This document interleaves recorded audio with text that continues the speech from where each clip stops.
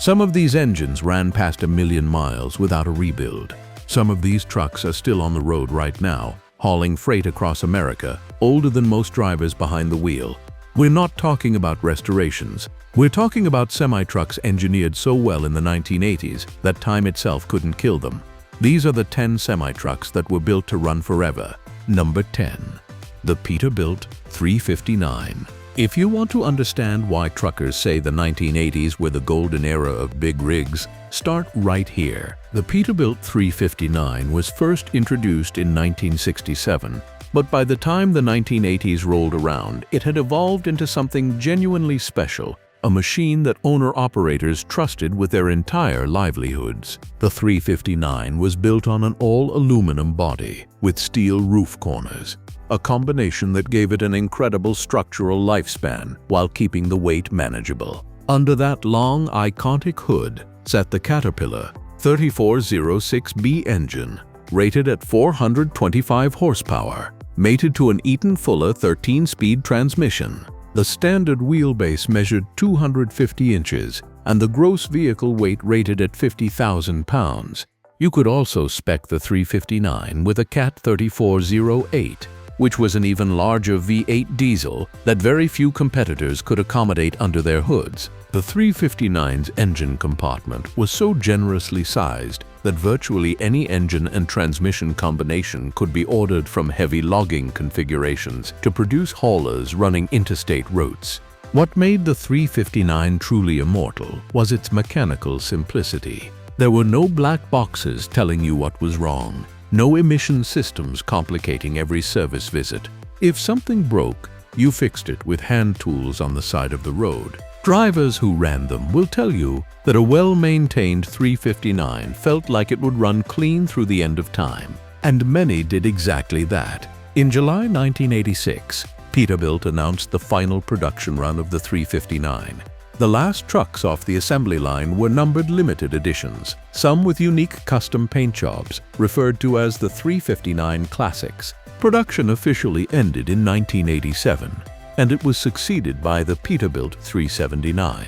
To this day, the 359 commands exceptional resale value and is among the most sought-after collector trucks in North America. Number 9. The Mack R Series. When you say something is built like a Mack truck, you are invoking the legacy of this exact model. The Mack R Series, produced from 1966 all the way to 2005, stands alongside the Kenworth W900 as one of the longest produced commercial trucks in history. By the time the 1980s arrived, the R Series had been road tested for nearly 2 decades and had already proven it was in a durability class of its own. The R Series used galvanized steel construction throughout, which gave it extraordinary resistance to corrosion, particularly important for trucks working in construction, logging, or winter road conditions. The hood was a one-piece fiberglass design, hinged at the front, which opened to give full access to the entire engine bay.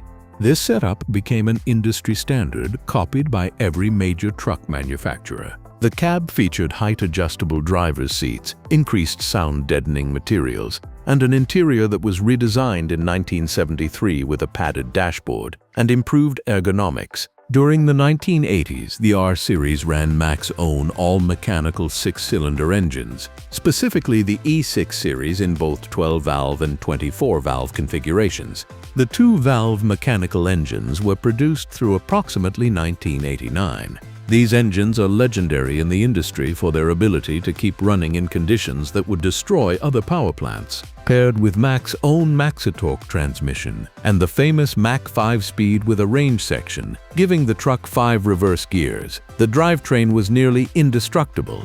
Mack introduced the Maxidyne engine in 1966, an engine engineered for constant power output across a narrow RPM band, meaning drivers shifted far less than in competing trucks, reducing both driver fatigue and drivetrain wear. One documented example: a 1983 Mack R 686 value liner that was used for milk hauling in Wisconsin accumulated over 800,000 miles on its odometer by 1991 while running 24 hours a day, 7 days a week, 365 days a year. That was the R Series in the real world. An absolute iron horse that simply refused to stop. Number 8. The Kenworth W900. The Kenworth W900 is one of the most iconic trucks ever built in America. Introduced in the early 1960s, by the 1980s it had evolved into the W900B, which launched in 1982 as the third distinct generation of this legendary model. And here's a fact that tells you everything you need to know about the W900's durability. Kenworth only announced the end of W900 production in March 2025, over 6 decades after the truck was first introduced. The W900 in the 1980s was Kenworth's flagship conventional, and every other model in the lineup drew on the W900's cab structure. The truck featured a 120-inch BBC on the standard W900B and ran a wide selection of engines, including the Cummins NTC 400, Detroit Diesel Series 60, and Caterpillar 3406. The large square engine compartment meant that bigger, more powerful engines could be accommodated without compromise. The W900 was enormously popular among owner-operators who prized it for long-term value and customizability. Drivers routinely added chrome trim, custom lighting, custom paint schemes, and polished wheels, transforming the already striking conventional into rolling works of art. But beneath the shine was a working truck built to exceptional tolerances. The W900's all-steel chassis, combined with its proven powertrain options and a massive aftermarket parts supply, meant that a dedicated owner could keep a W900 running essentially indefinitely. In 1987, Kenworth introduced the W900S as a severe service variant, adopting the sloped hood of the T800 for applications requiring extreme durability. Then, in 1990, the W900L was introduced with an extended 130-inch BBC hood. The W900L, initially produced as a limited edition to commemorate the W900B's appearance in the James Bond film License to Kill, became a full production vehicle and one of the most popular Kenworth models ever sold. In the trucking world, the W900 is to semi-trucks what the Ford Mustang is to sports cars, an enduring American icon. Number 7.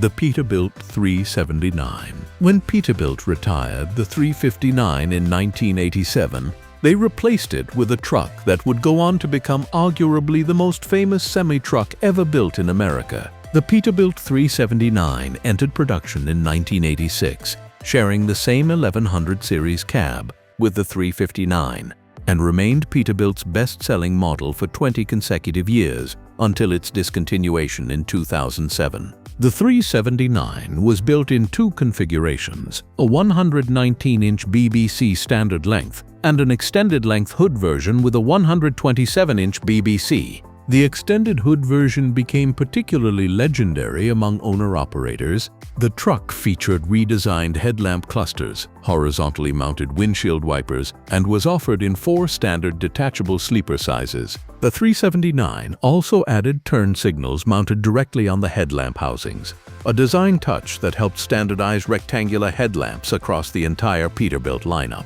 What set the 379 apart was not just its striking appearance, but its exceptional build quality.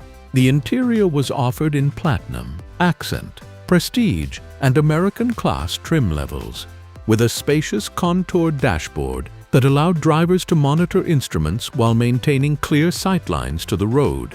A standard Caterpillar 3406B with 425 horsepower was the most common powertrain choice, but the 379 could be configured with virtually any Class 8 engine available at the time. To commemorate the end of the 379's production run in 2007, Peterbilt designated the final 1,000 trucks as the Legacy Class 379. This was a clear acknowledgement that the model had transcended commercial product and become a cultural touchstone. The 379 was then replaced by the Peterbilt 389, which carried forward the same essential DNA. During 2024, Peterbilt produced the final Model 389, officially ending the 57-year production run of the 359, 379, 389 family, 3 successive generations of arguably the most durable conventional semi-truck platform in American history. Number 6. The Kenworth T600. Not every truck on this list earned its legendary status through raw mechanical simplicity. The Kenworth T600, introduced in 1985 at the Mid-America Trucking Show in Louisville, Kentucky, earned its place in history by doing something no American semi-truck had ever done before. It was the first Class 8 tractor designed from the ground up with aerodynamics and fuel economy as its primary engineering objectives. The story of the T600 began in 1973 as a direct response to the oil crisis. PACCAR's Director of Research and Development, Larry Orr, and his team spent years testing wax and wood models in the wind tunnel at the University of Washington in Seattle. What they found was shocking. Kenworth's own research showed that 75% of a semi-truck's aerodynamic drag came from the tractor's front profile alone. If you could reduce that drag dramatically, you could transform a truck's operating economics. By the early 1980s, they had built and refined a prototype at the PACCAR Technical Center, and the result was the T600A. The T600 featured a dramatically sloped and rounded hood that was a radical departure from the flat, blocky hoods of every conventional truck on the road. Flush headlights, swept integrated fenders, and a fully smoothed cab reduced aerodynamic drag to a level that was previously unimaginable. The diesel tank's air filter and batteries were placed behind body panels for further streamlining. Even the front bumper incorporated a polyurethane air dam. Testing at the PACCAR Technical Center found that the T600 was 20% more fuel efficient than the W900. By 1986, the T600 was already accounting for nearly half of all Kenworth tractor production. In 1995, the U.S. Department of Transportation presented Kenworth with the National Award for the Advancement of Motor Vehicle Research and Development, specifically for the T600's contributions to aerodynamics, energy saving, and environmental impact. Production continued until 2007, a 23-year run for a truck that rewrote the rulebook for every manufacturer in the business. Number 5. The Kenworth T800. If the T600 was the aerodynamic revolutionary, the Kenworth T800 was its harder-working sibling.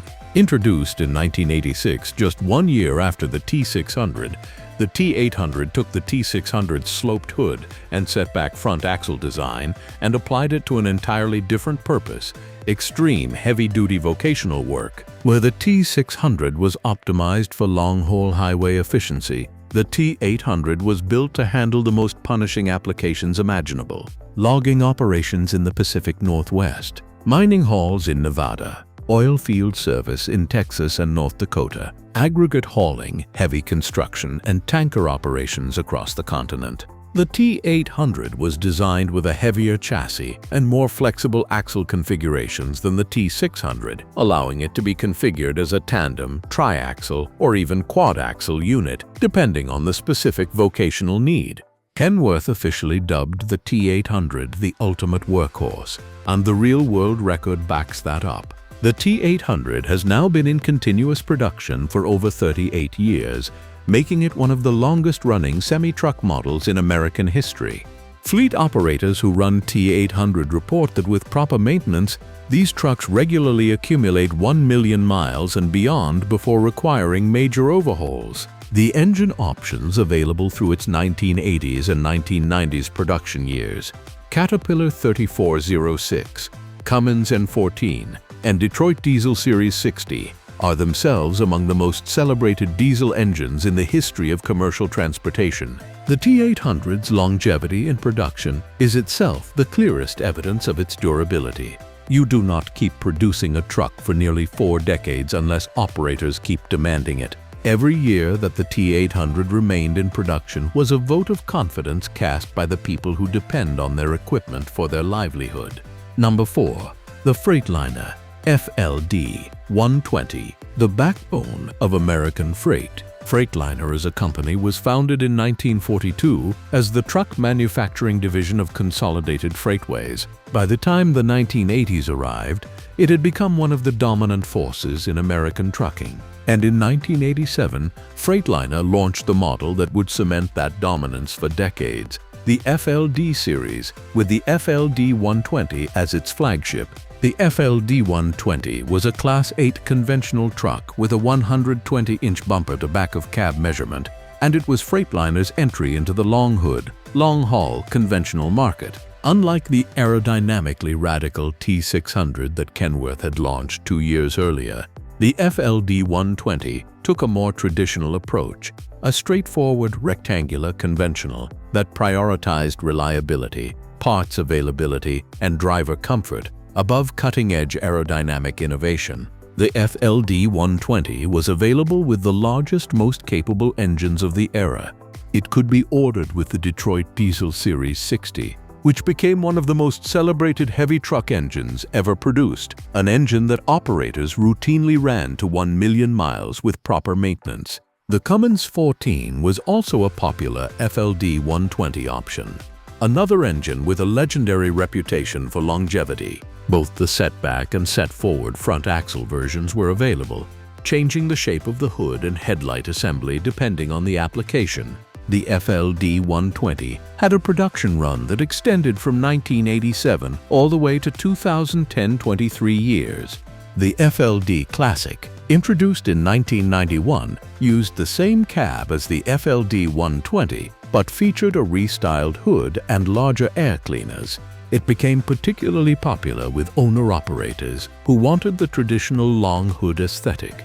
Together, the FLD family became the backbone of American freight operations through the 1990s and into the 2000s, hauling everything from refrigerated food to hazardous materials across every highway in North America. Number 3. The Western Star 4900.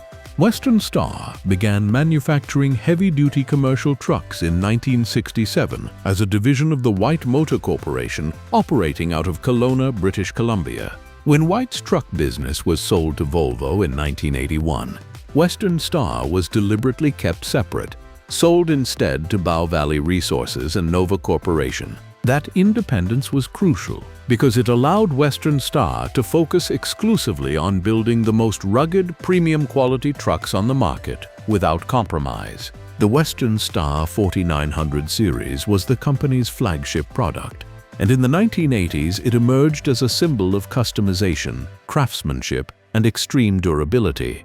The 4900 featured a 123-inch BBC and was designed as a multi-use platform, configurable as a highway tractor with a fifth wheel, a bare chassis for body installation, or a lowered cab low-max variant for specialized applications like auto hauling. The 4900 could also be ordered with driving front axles, enabling 4x4, 6x6, or even 8x8 vehicle configurations, a level of versatility that no other manufacturer could match. What separated the Western Star 4900 from every other truck on the road was the level of quality in its construction. Western Star trucks were essentially hand-built to order. Operators could specify their engine choices, including Caterpillar, Cummins, and Detroit diesel options, transmission preferences, sleeper configurations, and virtually every other component. In the 1980s, Western Star expanded its distribution to international markets including the Middle East, Asia, South America, and Australia, where its reputation for durability in extreme conditions, logging, mining, and heavy construction was already legendary. In 1991, Western Star was purchased by Australian businessman Terry Peabody, who invested in improving the company's quality and product range.